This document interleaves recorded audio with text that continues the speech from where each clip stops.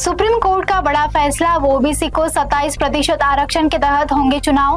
राष्ट्रीय ओबीसी महासंघ के अध्यक्ष डॉक्टर बबनराव तायवाड़े ने फैसले का स्वागत किया है और कहा है कि अब ओबीसी समाज को मिलेगा न्याय। आज माननीय सर्वोच्च न्यायालयाने जे डायरेक्शन्स दिलेले आहे किंवा ज्या सूचना केलेल्या आहेत त्यामध्ये प्रमुख बाब अशी आहे की त्यांनी 2022च्या आरक्षणाप्रमाणे निवडणुका घ्या अशा प्रकारचे डायरेक्शन्स दिलेले आहे।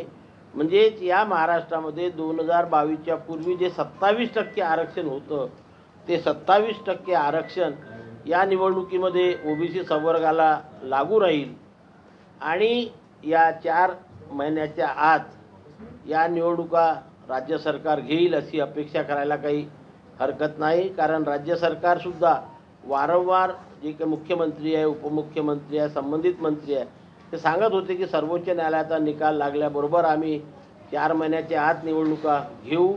तर त्यांच्याही मताप्रमाणे झालेला आहे आणि जनतेच्या मताप्रमाणे झालेला आहे आणि म्हणून 4 महिन्याच्या आत या निवडणुका पार पाडून 27% आरक्षणाप्रमाणे ओबीसीला प्रत्येक स्थानिक स्वराज्य संस्थेमध्ये प्रतिनिधित्व मिळेल आणि ओबीसी समाजाला न्याय मिळेल।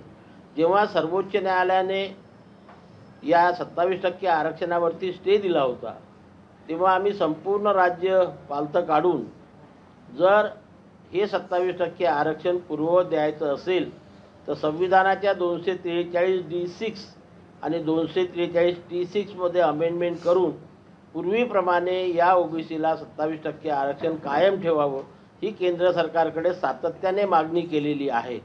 आज मान्य सर्वोच्च न्यायालयाने पुन्हा 2022च्या पूर्वीप्रमाणे निवडणुका घ्या अशा प्रकारचे आदेश दिलेले असल्याने तात्पुरता का होईना पण या ओबीसी समाजाला दिलासा मिळालेला आहे, न्याय मिळालेला आहे असं मी समजतो आणि याच निर्णयाप्रमाणे भविष्यात हे आरक्षण केंद्र सरकार आणि राज्य सरकार टिकवून ओबीसी समाजाला न्याय देईल अशी अपेक्षा करतो।